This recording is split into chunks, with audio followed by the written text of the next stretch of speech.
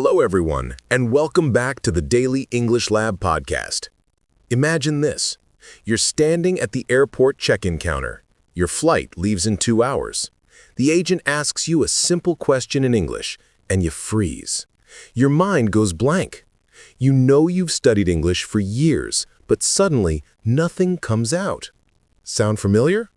Here's what most English learners don't realize. Airports aren't just travel hubs. They're like English stress tests. Everything happens fast. People use natural, unpredictable language, and one misunderstanding can actually delay your entire trip. But here's the good news. Today, I'm going to teach you exactly how to handle 7 real airport situations that most textbooks completely ignore. By the end of this video, you won't just survive the airport, you'll actually feel confident there. So if you've ever worried about handling real English outside the classroom, stick around. Hey there, and welcome back once again to the Daily English Lab podcast. If this is your first time here, I'm so glad you found us. My name is Victor, your English coach, and for the past 10 years, I've been helping learners just like you break through that barrier between textbook English and real-world English. You know, that frustrating gap where you understand everything in a lesson, but suddenly panic when someone talks to you in a noisy coffee shop or at a busy airport. So, why airports? I'll tell you exactly why this matters for you. Airports are one of the most high-stress English environments you'll ever encounter. Nobody's there to help you. People speak quickly. They use abbreviations and shortcuts. They don't have time to repeat themselves, yet airports are also one of the few places where English is absolutely essential, not optional. You can't just smile and hope someone understands. You actually need to communicate. Here's what makes this different from typical English lessons. The situations I'm breaking down today happen to real people all the time. These aren't hypothetical scenarios.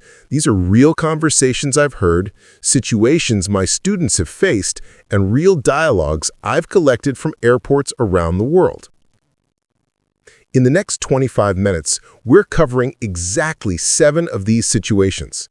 By the end, you'll understand how to check in for your flight with confidence. You'll know how to ask for help when you need it. You'll understand what airline staff actually mean when they use those confusing abbreviations and technical terms. And here's the bonus. These same communication skills work everywhere else in English too, not just airports, hotels, restaurants, customer service calls, you name it. Before we jump in, I want to ask you something. Have you ever felt anxious about speaking English in a real-world situation like this? Drop a comment below and tell me what specific airport scenario worries you most. Checking in, going through security, asking for directions. I read every single comment, and your feedback actually helps me create better videos for you. Also, if you find this video helpful, would you smash that like button? And if you haven't subscribed yet, now's the perfect time. New videos every week, all designed to help you feel more confident with English. Let's do this. Okay, so you walk up to the counter with your luggage. The agent smiles and says, "Good morning. What can I help you with today?" You think, "Perfect. I've practiced this." But then something unexpected happens. They ask something you didn't expect. Maybe they ask about your luggage weight. Maybe they ask why you're traveling. Maybe they need to confirm something on your reservation. And suddenly, your prepared answer doesn't fit. Here's what most English learners don't realize. English agents aren't just sitting there judging your grammar. They're actually trying to help you. So when they ask an unexpected question, it's not that they don't know, it's that they need more specifics. Here's what most textbooks teach you. I would like to check 2 bags. And yes, that's correct. That sentence is perfectly correct, but it's also too formal. It's stiff. Real airport agents hear that and they know you're reading from a script. What they actually want is something more natural. The real language at check-in. The actual check-in involves more than one sentence. It's a back and forth. The agent asks, you answer. They ask something else, you clarify. It's a real conversation, not a rehearsed speech. Let me walk you through what actually happens. The agent looks at your reservation and might say something like, "I see you have one checked bag, is that right?" Now notice something here. They're not asking this because they don't know. They're asking to confirm. So your answer isn't just yes. It's more like, "Yes, that's correct," or "Yes, just the one," or even the supernatural, "That's right, just the carry-on in this one." Here's why this matters. When an agent asks you a yes or no question, they want confirmation, not just one word. Your answer should be a complete thought, even if it's brief. Common mistake number 1, misunderstanding luggage questions. This is huge, and I see this mistake all the time. The agent asks about your bags, and learners think they're being judged. They panic. They start explaining. They say things like, "I have one bag because I only travel for 5 days and I don't need much." Stop. The agent doesn't care about your story. They need information. So when they ask about your luggage, they want specifics. How many bags? What size? Any hazardous materials? That's it. Practice answers like, "I have one checked bag and this backpack is my carry-on," or "I'm checking both of these suitcases." Real-life example number 1. Imagine you're at the counter and the agent says, "Do you have any liquids in your carry-on?" You might panic, but this is just a safety question. The answer is simple. Either, "Yes, I have a small toiletries bag with liquids under 100 milliliters," or "No, everything liquid is in my check bag." Real-life example number 2. The agent asks, "Is this your first time flying with us?" Now this seems casual. It is casual, but it's also testing whether you can understand a conversational question. You might answer, "Yes, this is my first time with your airline," or more naturally, "Yes, I usually fly with other airlines, but I wanted to try yours." Here's a tricky one that catches people off guard. The agent says, "Can you lift this to make sure it's not too heavy?" Wait, what? They're not asking if you physically can lift it. They're asking you to actually pick up your bag right now so they can check the weight. This isn't a theoretical question. It's an instruction phrased as a question. So your response is to just do it. Then they say, "Okay, that's perfect," and you're done. Here's what I want you to do. Pause this video for just 30 seconds. Imagine an agent asks you, "How many bags are you checking today?" Don't just think of the answer. Say it out loud. Say the whole sentence naturally, like you're actually at an airport. Go ahead, pause now. Great. Now, here's why this matters. Your brain learns language through your voice. Reading and thinking aren't enough. Your mouth needs to practice too. That's how you build real confidence. Memory trick, the 3-question pattern. Here's something interesting I've noticed at airports around the world. Agents almost always ask questions in this order. First, they confirm your reservation and flight details. Second, they ask about luggage. Third, they ask about special accommodations or seating preferences. If you remember this pattern, you're already mentally prepared for what comes next. It's like knowing the structure of a story before you read it. I had a student named Marco from Italy. He learned perfect textbook English. He could write essays. He could pass written exams. But when he got to the airport, he froze at check-in because the agent asked, "Aisle or window?" in a super casual, quick way. Marco expected a formal question like, "Do you have a preference between the aisle and window seating?" Instead, it was 3 words. He didn't recognize it at first. That moment taught me that real English is compressed. It's casual, and that's not wrong. That's just how people actually talk. So here's my question for you. When you travel, do you usually prefer the aisle or the window seat? And more importantly, how would you describe that preference in English? Tell me in the comments. I want to know how you'd naturally explain this. Now you've got check-in handled, but here's where things get interesting. After check-in, you're heading to security, and security has its own completely different language. The instructions are fast. Nobody repeats themselves. And if you don't understand, you hold up the entire line behind you. Let's talk about exactly what they're going to say and how to respond. Security checkpoint. Understanding rapid-fire instructions. Security at the airport is where things get real fast. An agent behind a counter with a long line behind you says something like, "Please remove your shoes and place your bag on the belt." but they say it quickly. Maybe they're talking into a microphone. Maybe there's noise around you. And suddenly you're not sure if they said, take off your shoes or keep them on. Here's what most learners don't realize. Security instructions aren't normally one sentence. They're several short commands strung together. When you hear them the first time, they sound like a long, confusing blur. But when you break them down, each part is actually simple. The pattern of security instructions. Let me decode this for you. Security instructions almost always follow this pattern. First, they tell you what to remove. Second, they tell you where to put things. Third, they tell you what happens next. That's it. Once you know this pattern, you're already half prepared.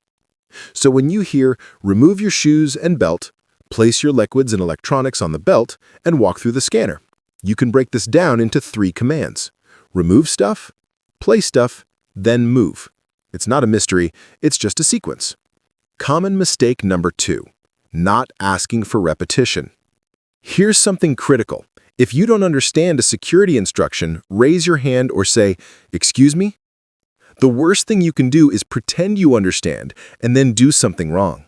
That creates delays, that gets you pulled aside, that's stressful for everyone. So if you miss something, say it. Could you repeat that, please? Or, I'm sorry, could you say that again? Security staff expect this. They have people from 50 different countries going through every single day. They're used to repeating themselves. The mistake is thinking that asking for repetition makes you look bad.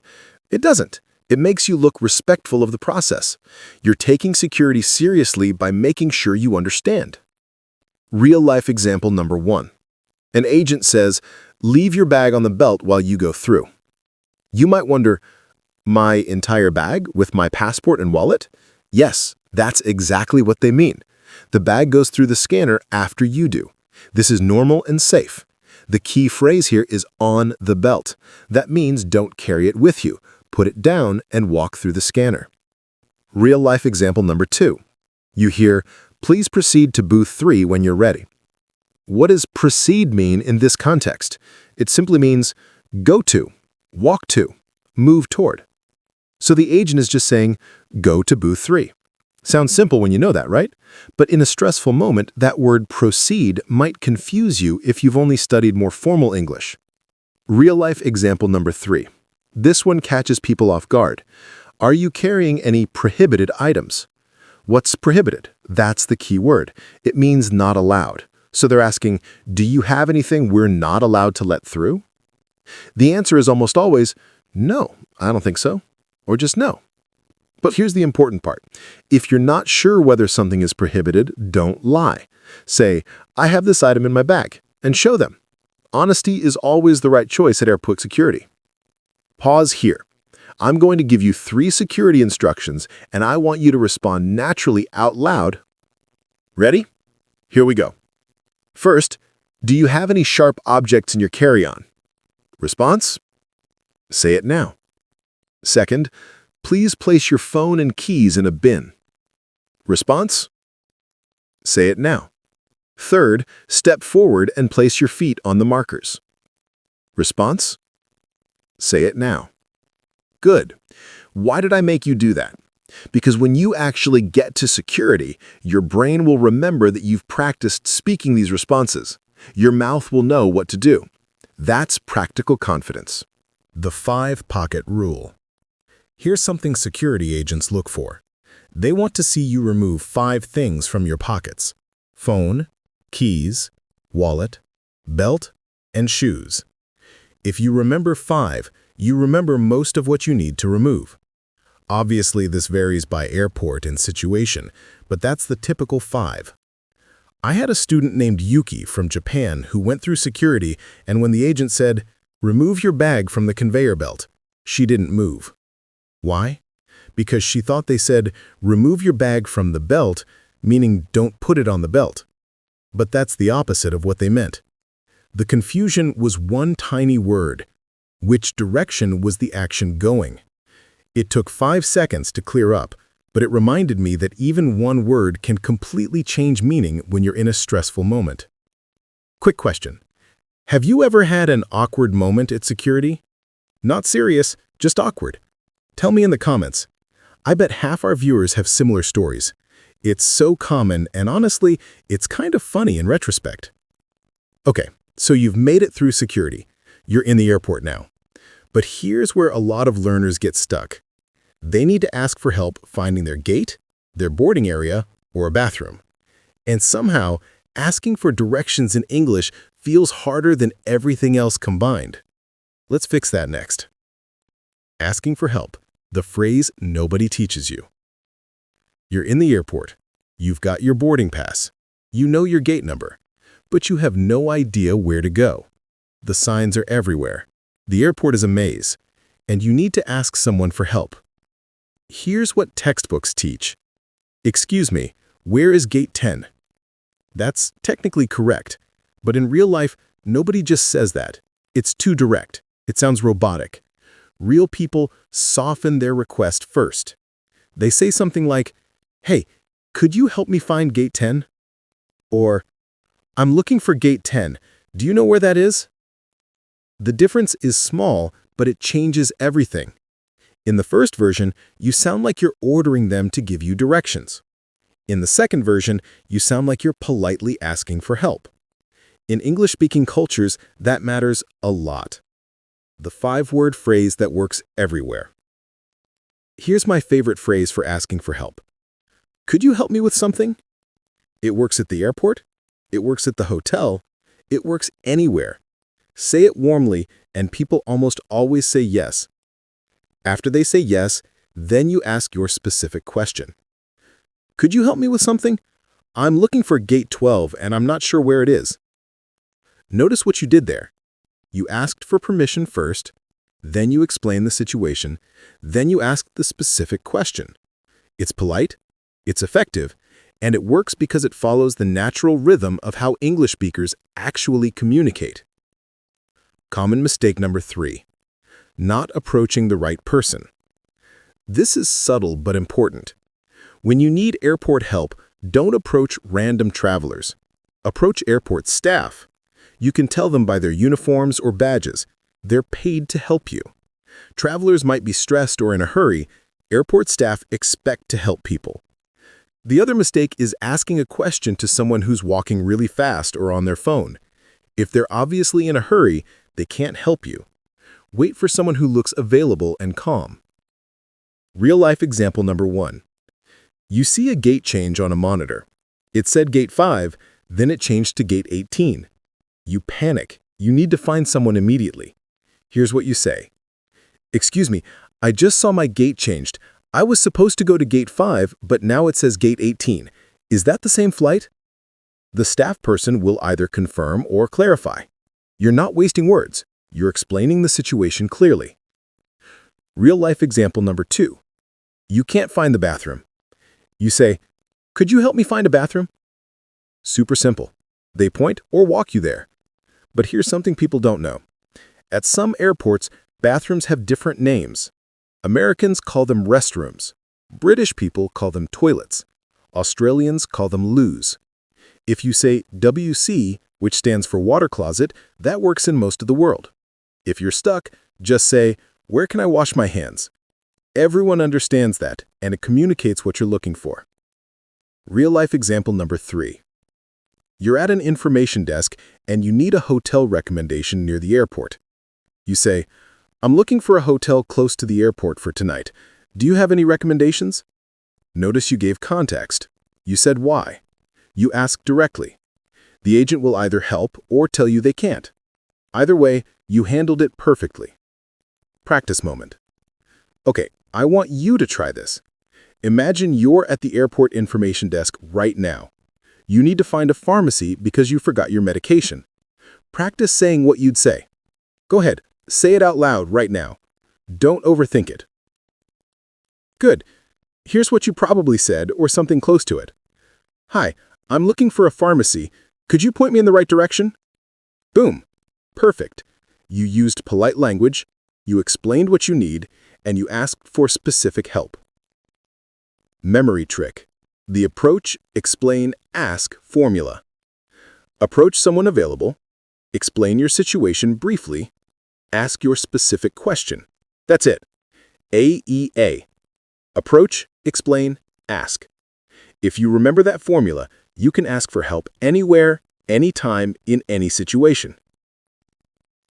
I had a student named Ahmed who was so worried about bothering people that he wandered around an airport for 45 minutes looking for his gate instead of just asking someone. When he finally asked, an airport worker said, "Oh, that's right next to where you are." He could have saved 45 minutes with one simple question. The lesson? People generally like helping others. You're not bothering them. You're giving them an opportunity to be helpful, which most people actually enjoy. Here's something I want to know. What's the scariest question for you to ask in English? Is it asking for directions? Asking for a price? Asking someone to repeat themselves? Tell me in the comments, and I might do a whole video just about that topic. Alright, so now you can ask for help. You know where you're going. But wait. You realize you're hungry and you've got 45 minutes before boarding.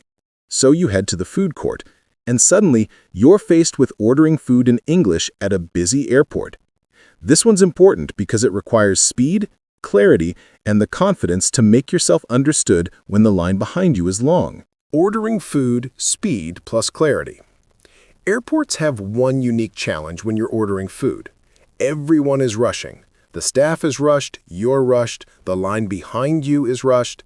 There's no time for long conversations or explanations. You need to be clear, quick, and confident.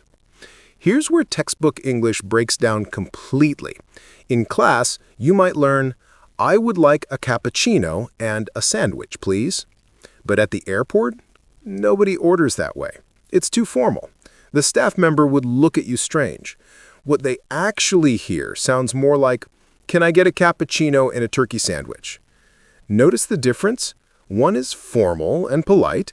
One is natural and fast.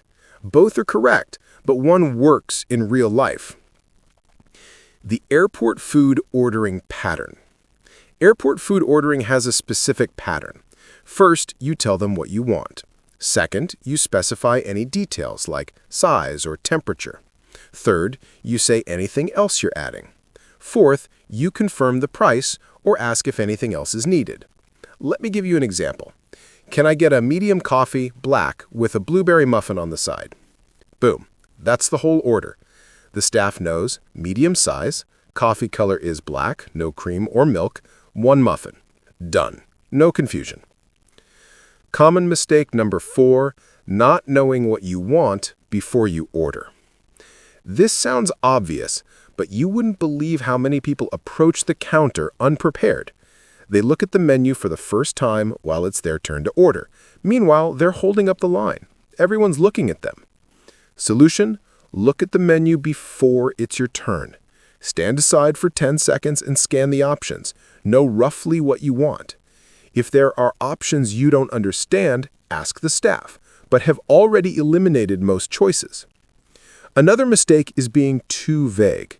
Don't say, "Give me something to drink." Say, "I'll have a water." Specific, clear, fast. Real-life example number 1. You see a food court with 5 different restaurant options. You want a quick salad. You go to the salad place and say, "Can I get the Caesar salad, medium size, dressing on the side?" 3 details: what salad, what size, and a modification. The staff knows exactly what to do. It takes 5 seconds. Real-life example number 2. You're at a coffee shop inside the airport. You say, "Can I get a latte?" But wait, the person asks, "What size?" Now you need to know the sizes. At most places, it's small, medium, large. Sometimes they call them tall, grande, venti. The easiest thing to do? Just say, "Medium, please." If they want you to be more specific, they'll clarify. Real-life example number 3. You're ordering something you've never had before. You ask, "What's in the chicken wrap?" The staff person tells you. Then you say, "Okay, can I get that without the tomato?" Perfectly reasonable. They remove the tomato. Done. People do this constantly. It's normal. Staff expect modifications. Let's do this. I'm going to describe a food court scenario, and I want you to say your order naturally out loud right now. Scenario: you're at a sandwich shop. You want a turkey sandwich, toasted, with mayo on one side, no lettuce. The staff asks if you want it in a bag. You say yes. Go ahead, practice the entire interaction right now. Say what you'd say at each point. Great. See how natural that was when you actually said it? That's the difference between reading English and speaking English. Memory trick. The 3 details rule. When ordering anything at an airport, give 3 details: what you want, the size, and any special request. If you provide exactly 3 pieces of information, the staff has everything they need. No more, no less. I had a student named Sophie from France who went to an airport cafe and ordered a coffee. She said, "I want the coffee." The barista asked, "What kind of coffee? Espresso, cappuccino, Americano?" Sophie panicked because she wasn't expecting so many options. She ended up just pointing at something. Later, I taught her to say, "Can I get a regular coffee?" And regular coffee exists everywhere in the world. 2 words. Problem solved. The lesson? When you're unsure, ask for the simplest version. Everyone has basic coffee. Okay, quick question. What's your favorite drink to order when you travel? And, more importantly, do you know how to order it in English? If you don't, tell me what it is in the comments, and I might explain it for you. Okay, you've got food and drink handled. You're sitting at the gate now. You're feeling good. But then something unexpected happens. Your flight gets delayed, or you realize you need to make a connection, or the gate changes. Suddenly, you need to understand announcements or communicate with staff about something urgent. This is where staying calm and understanding airport announcements becomes critical. Airport announcements are loud. They're often muffled. They're made by people who speak quickly into microphones designed in the 1980s. And they're usually announcing something important that you need to hear. Here's the challenge. An announcement might be about your flight, or it might be about someone else's flight. You need to instantly recognize, is this about me? Most announcements have this structure. They start with the airline name, then the flight number, then some instruction or information. Example. Attention passengers on Southwest Flight 247 to Denver. There will be a brief delay of approximately 15 minutes due to weather at our destination. We appreciate your patience. Boarding will resume shortly. Let's break this down. Southwest Flight 247 to Denver. That's the who and where. Brief delay of 15 minutes. That's what's happening. Due to weather. That's why. Boarding will resume shortly. That's when. If you hear Southwest Flight 247, you check your ticket. Is that your flight? If yes, pay attention to the rest. If no, you can go back to your book or phone. Common mistake number 5. Panicking when you don't catch every word. You will not catch every word in an airport announcement. The audio quality is bad. People speak fast. There's background noise. But here's the thing. You don't need every word. You need the key information. Airline name, flight number, gate number, and action or delay information. So if you catch 50% of what's said, but you catch your flight number, gate number, and now boarding, you've got what you need. You don't need perfection. You need clarity on the essentials. Real-life example number 1. An announcement says, Delta Flight 412 to New York, now boarding all passengers at this time. Did you hear every word? No, but you heard the important parts. Delta Flight 412, New York, now boarding. If that's your flight, you stand up and get in line. Simple. Real-life example number 2. You hear, passengers on United Flight 89, we regret to inform you there will be a gate change to gate, and then it gets really muffled. You hear, gate 18. Please check your boarding pass or monitor.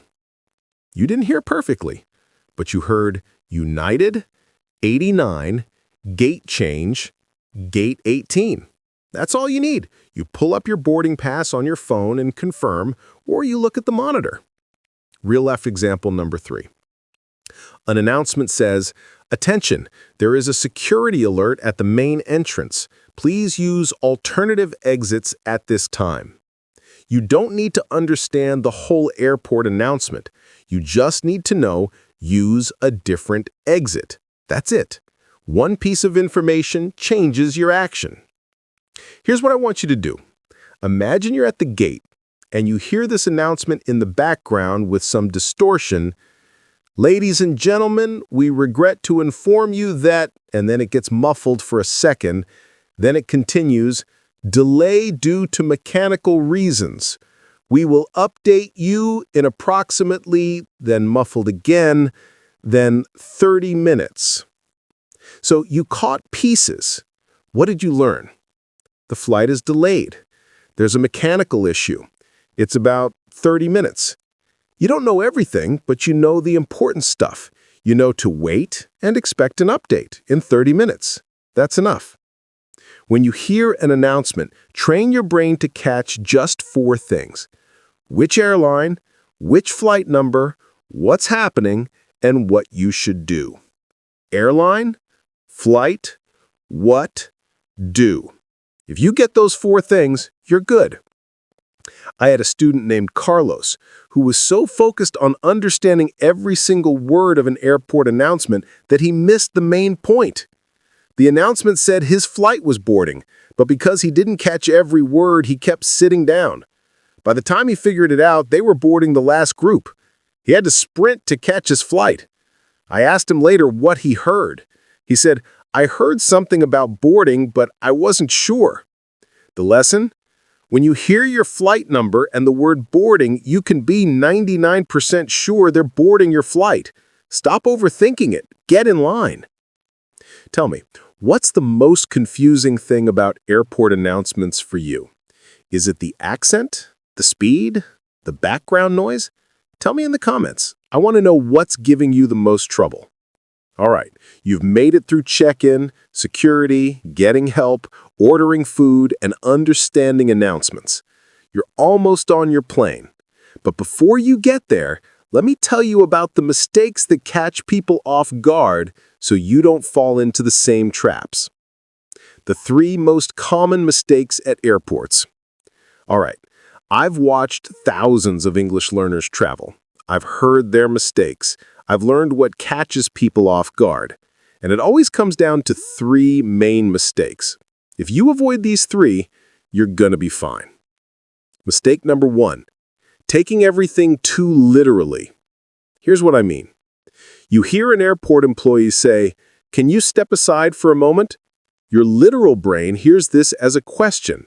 Am I able to step aside? And technically, yes, you are. So you might answer, yes, I can. But that's not what they meant. They want you to move.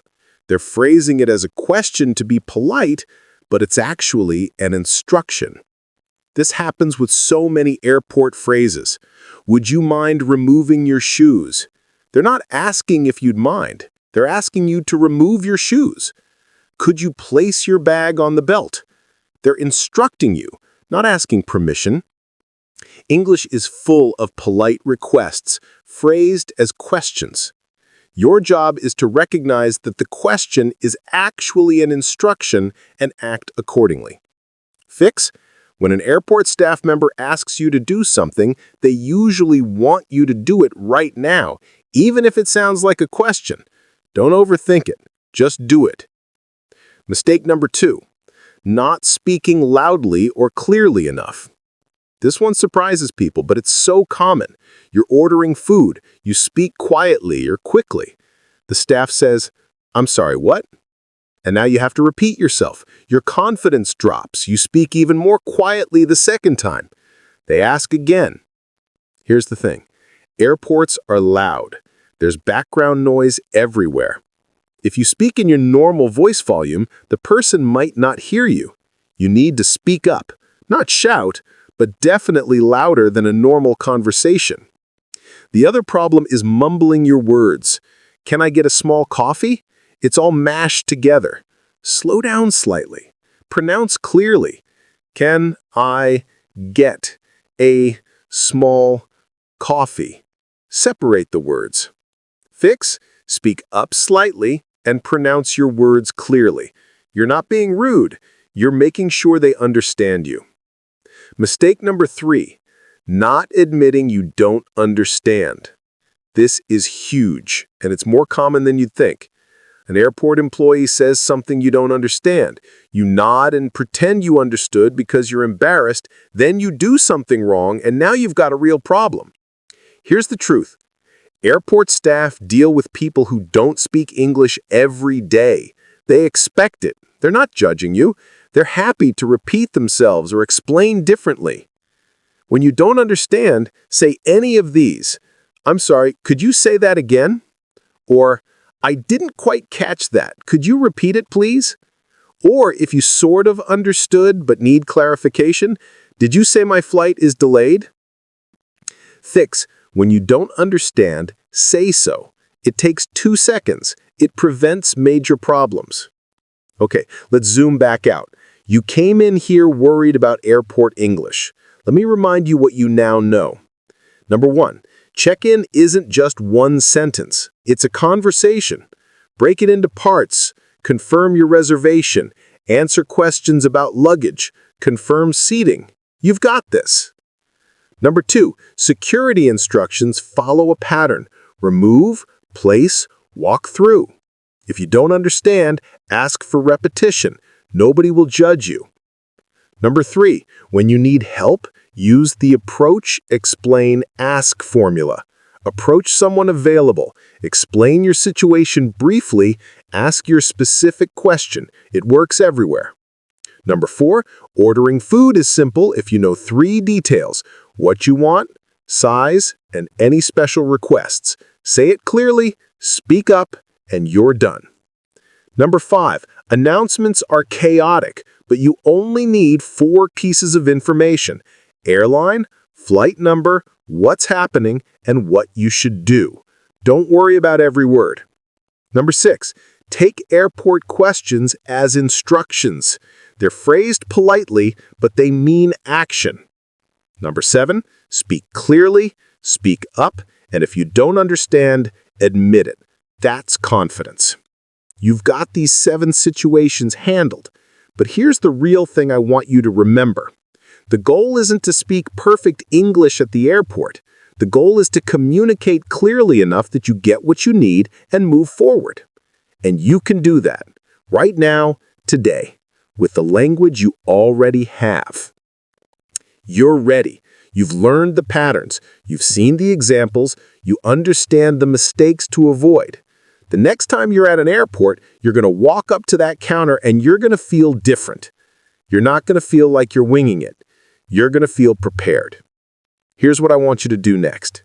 First, like this video if it helped you. Your likes tell YouTube that this content matters and it helps me reach more people who need this. Second, subscribe to the channel. New videos every week. We cover real English situations, not textbook stuff, real conversations that actually happen. Your future self will thank you. Third, drop a comment. Tell me which of these 7 situations you're most nervous about, or tell me about an airport experience you've had. I read every single comment, and I might even feature your story in a future video. Fourth, go back through this video. Pick just one section. Maybe it's ordering food. Maybe it's asking for directions. Practice that one section out loud today, not tomorrow, today. Your confidence grows when you actually use the language. And finally, if you know someone learning English who's nervous about traveling, send them this video. Help them feel as prepared as you do now. We're all stronger when we help each other. The airport test isn't actually a test. It's just life. And you've got this. Next week, we're covering something equally stressful for English learners: how to handle unexpected questions in job interviews. Seriously, if you thought airports were tough, wait until we break down interview language. Subscribe so you don't miss it. You've got this. I believe in you. Now go practice, and I'll see you next time.